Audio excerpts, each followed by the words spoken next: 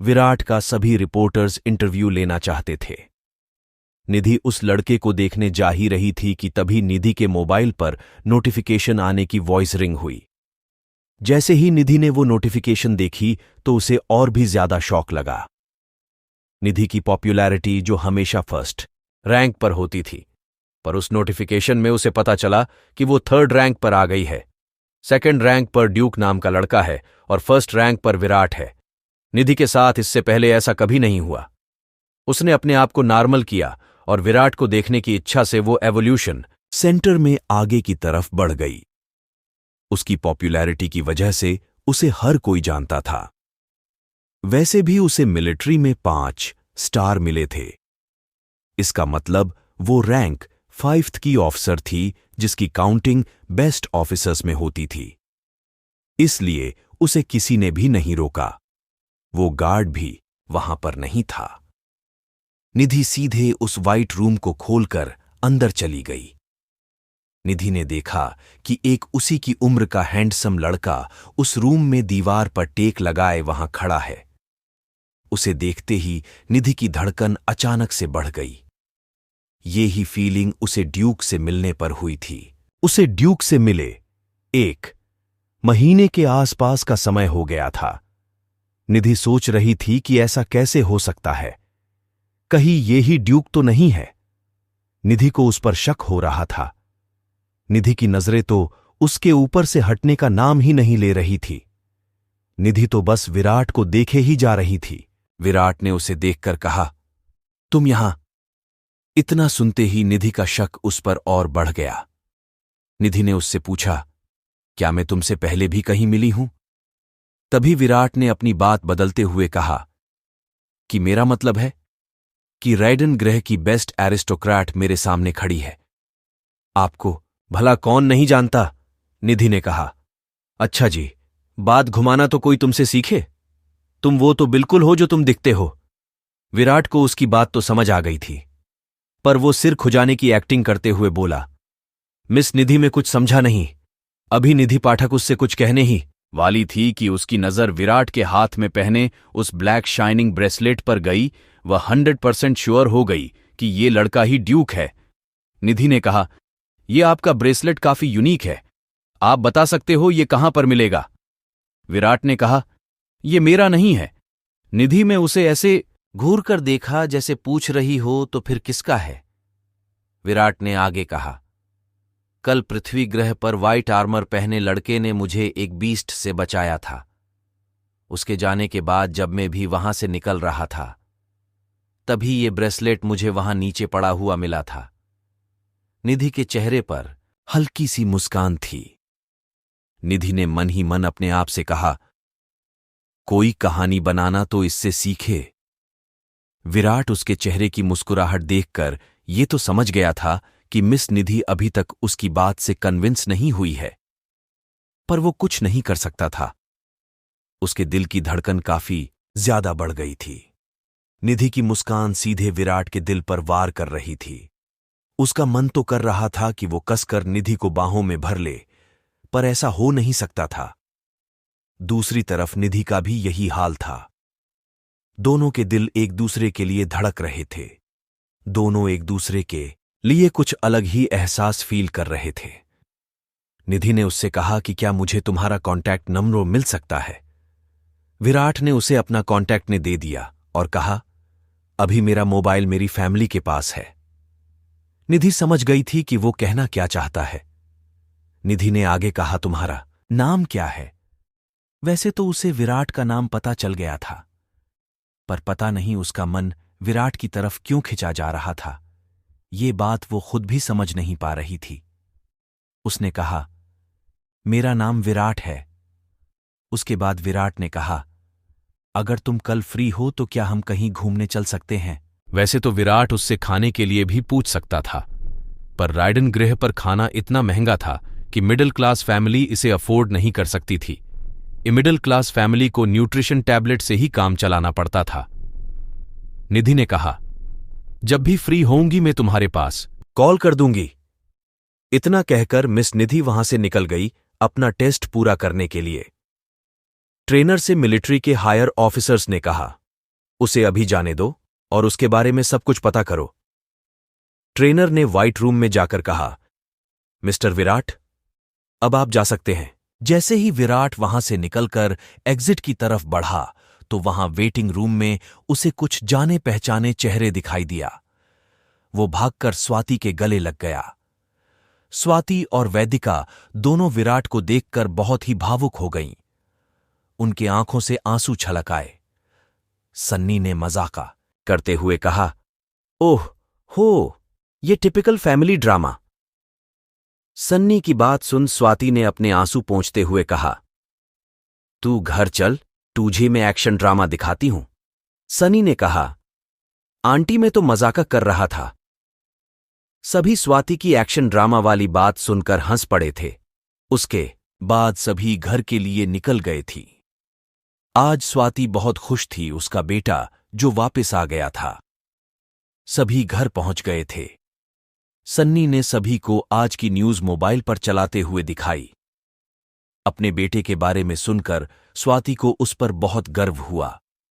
News में आ रहा था कि रैडन ग्रह का वो पहला लड़का जिसने पृथ्वी पर बिना किसी स्पॉट के सबसे लंबा समय बिताया है, शायद ही इस रिकॉर्ड को आगे कोई तोड़ पाएगा। उसके बाद रिपोर्टर ने कहा कि एक अनजान लड़का जिसका नाम ड्यूक बताया जा रहा है, उसने भी पृथ्वी ग्रह पर हड़कंप मचा रखा है। स्वाति ने कहा, ये ड्यूक कौन है? सनी ने कहा, आंटी, ये रैडन ग्रह का सुपर हीरो है। उसने पृथ्वी ग्रह पर 20 से ज्यादा लोगों की जान बचाई है। स्वाति ने कहा, बेटा, तुमने पृथ्वी पर इतने टाइम तक कैसे सरवाइव किया? विराट ने कहा, मम्मी में जिस जगह पर टेलीपोर्ट हुआ था वो जगह किसी स्वर्ग से कम नहीं थी। विराट ने आगे कहा, वहां पर कोई बीस्ट भी नहीं था। मैं उस जगह से कभी बाहर ही नहीं गया और रात को मैं एक छोटी सी केव में रहता था। विराट ने पूरे दिन उन्हें इधर उधर की बातें सुनाई। उन सभी को विराट की बातों पर विश्वास हो गया। अगली सुबह उसे एवोल्यूशन सेंटर में बुलाया गया था। उसके एबिलिटी ट्रेनिंग टेस्ट में पता चला कि ऑलमाइटी सोल लेवल पर है, जिससे ट्रेनर को भी धक्का लगा। उसने विराट से कहा कि आप मुझे एक्सप्लेन कर सकते हो, ये एक प्रोसीजर है। विराट ने अपनी सफाई देते हुए कहा कि मैंने उस जगह पर 2 दिनों तक कुछ नहीं खाया था। मैंने सोचा कि अब मैं वापस राइडन पर नहीं लौट पाऊंगा, तो मैंने वहां के ही वृक्ष पर लगे हुए हरे रंग का फल खा लिया। बाहर उन पर कुछ चिपचिपा सा लगा हुआ था। उसके कुछ टाइम बाद मुझे फीवर सा फील हुआ। फिर जब मेरी आंखें खुली तो मैं प्राइमरी सोल लेवल पर था। मैं रोज उन्हें खाता, जिससे मैं ऑलमाइटी लेवल पर पहुंच गया। 1 या 2 दिन में मेरा ये लेवल भी पूरा हो जाता, पर उससे पहले मैं यहां टेलीपोर्ट हो गया। ट्रेनर ने कहा, उस जगह के बारे में मुझे कुछ बता सकते हो? विराट ने कहा, वो जगह पूरी बर्फ से ढकी हुई थी। वहां कोई बीस्ट नहीं था। वहां ठंड बहुत ज्यादा थी, पर जब से मैंने वो फ्रूट्स खाने शुरू किए तो मैं उस ठंड को टॉलरेट कर पाया। तुम्हारा प्रोसीजर पूरा हुआ, आज तुम हमारे 4th मिलिट्री बेस पर जा रहे हो। और ट्रेनर ने उसे 3 स्टार का ऑफिसर बैज दे दिया। विराट अपनी फैमिली ऐसी मिलकर 2 आवर्स में वापस आ गया था। उसको एक मशीन के थ्रू टेलीपोर्ट कर दिया था। आज उसका प्रोसीजर पूरा हो गया था। अब उसे किसी को कोई जवाब देने की जरूरत नहीं थी। अब वो अपनी लाइफ अपने तरीके से जी सकता है। क्या मिलिट्री बेस पर कोई नई मुसीबत विराट का इंतजार कर रही है? क्या ड्यूक मिलिट्री बेस पर आने वाली मुसीबतों का सामना कर पाएगा? क्या विराट को निधि पाठक से प्यार हो गया है? विराट को एक मशीन के through 4th military campus humans defender base पर टेलीपोर्ट कर दिया गया था। आई टेलीपोर्ट डिवाइस का डोर ओपन हुआ। तभी उसे एक आवाज सुनाई दी, आपका ह्यूमंस डिफेंडर मिलिट्री कैंपस में स्वागत है। कृपया बॉडी स्कैन पूरा करने के लिए अपने कदम आगे की तरफ बढ़ाए। उसके बाद विराट ने आगे कदम बढ़ाया। वो एक ऑटोमेटिक स्कैनिंग रूम में प्रवेश हुआ। उस रूम में चारों तरफ से ब्लू लाइट विराट पर पड़ रही थी। कुछ देर बाद एक वॉइस मैसेज सुनाई दिया, आपका बॉडी स्कैनिंग प्रोसेस कंप्लीट हुआ। आपका ऑलमाइटी सोल लेवल दर्ज किया जा चुका है। आप ह्यूमंस डिफेंडर बेस के लिए एलिजिबल हो। आपकी आईडी संख्या 1264 है। प्राइवेट रूम पर आपका नाम दर्ज कर दिया गया है। आपको वी ब्लॉक में जाना है। कृपया असुविधा के लिए खैद है। उसके बाद उस स्कैनिंग रूम का डोर ओपन हो जाता है। Please follow the green light. उसके बाद विराट उस ग्रीन लाइट को फॉलो करते हुए अपने रूम तक पहुंच जाता है। उसका रूम लास्ट फ्लोर पर था। उस फ्लोर पर वो ही अकेला लड़का था। बाकी सभी लड़कियां थीं। विराट अपनी आई को लॉक स्कैनर पर रखता है। आई स्कैन होते ही रूम का लॉक खुल जाता है। उसके बाद विराट रूम में एंट्री करता है। रूम में एंट्री करने पर भी विराट उदास था। उसे तो पृथ्वी के वातावरण की आदत हो गई थी। उस रूम में तो उसे घुटन सी महसूस हो रही थी।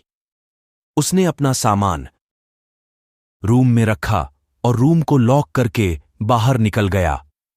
कुछ लड़कियों ने विराट को जाते हुए देखा था। वो देखने में बहुत ही हैंडसम था। उसने सभी लड़कियों को इग्नोर कर दिया था। लड़कियों ने सोचा कि वो सिर्फ उनका ध्यान अपनी ओर अट्रैक्ट करने की कोशिश कर रहा है। विराट वी ब्लॉक से बाहर जा चुका था। अब वो कैंपस के एग्जिट डोर पर चला गया था। सभी लड़के लड़की उसे एग्जिट डोर पर जाते हुए देख रहे थे।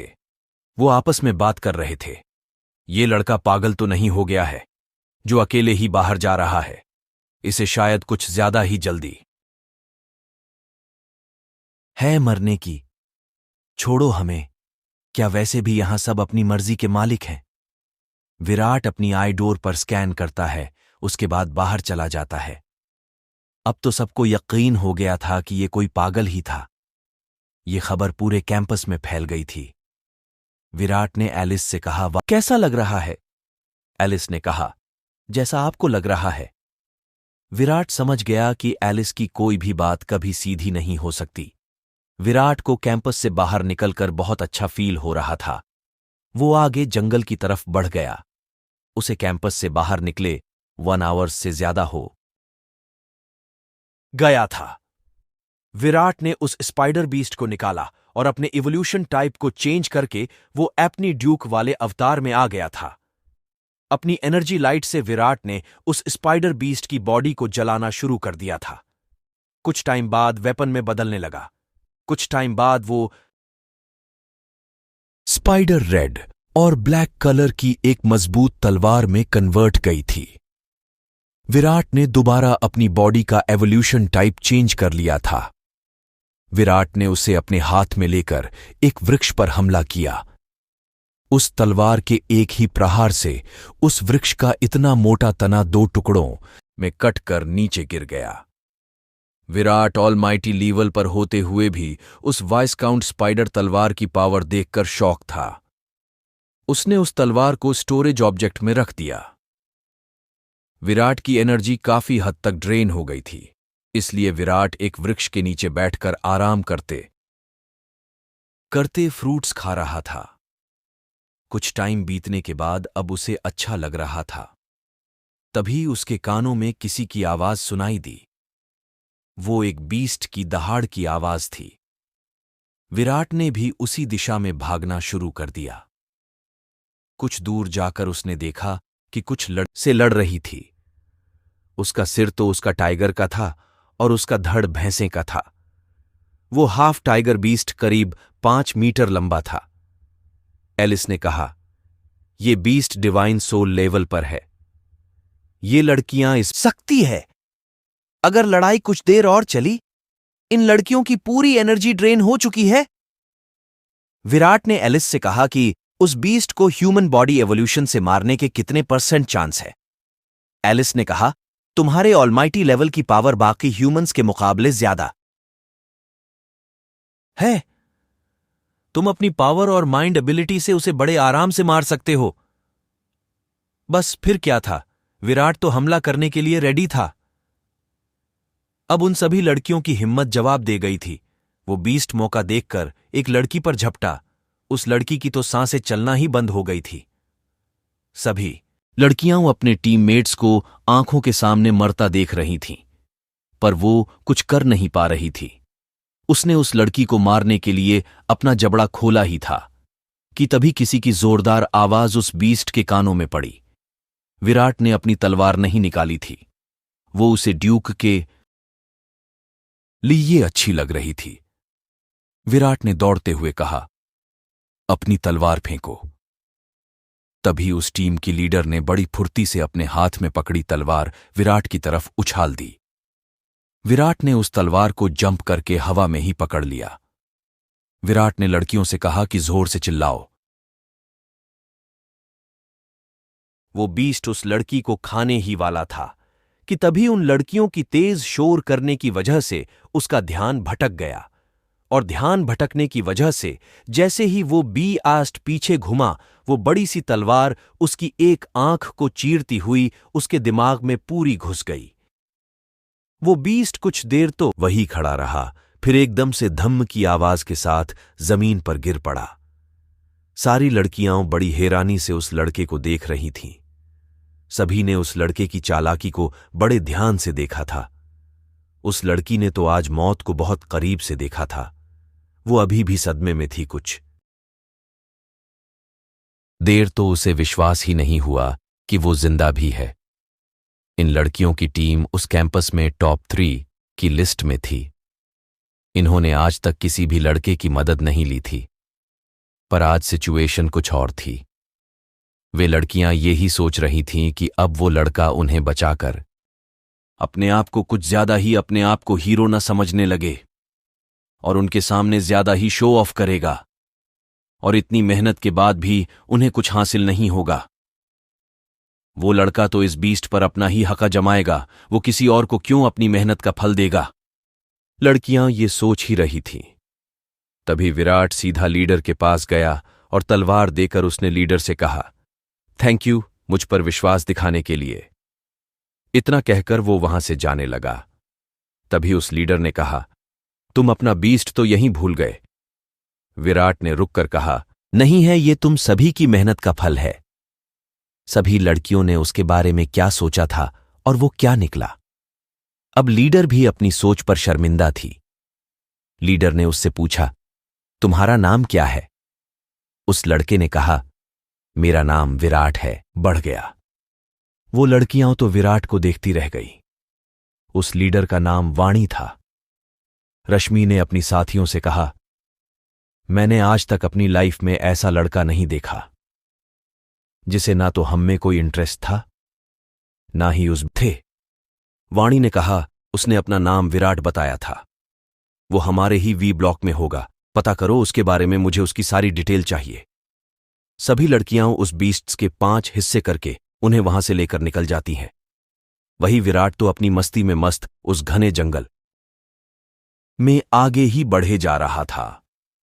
विराट का उस जंगल में कोई पीछा कर रहा था। विराट को लगा तो था कि कोई उसका पीछा कर रहा है। आखिर लीडर विराट के बारे में क्यों पता लगाना चाहती है? आखिर वाणी के मन में क्या चल रहा है? विराट का पीछा है? आगे जानने के लिए जुड़े रहिए हमसे सुपर वॉरियर विराट कलशू स्टोरीज पर। Please guys subscribe my channel और give likes and comments on my novel.